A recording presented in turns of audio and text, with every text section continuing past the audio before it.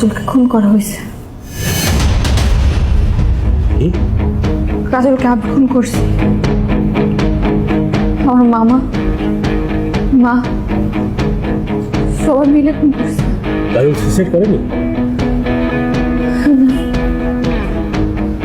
ওকে সবাই মিলে মেরে ফেলছে। আমরা মেরে ফেলছি।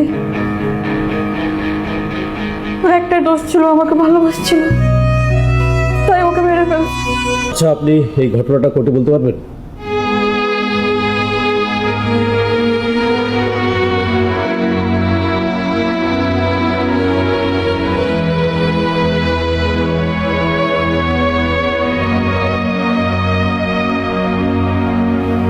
আদালতের রায়ে কাজলের খুন প্রমাণিত হয়। সাজা হয় রেখার পুরো পরিবারের।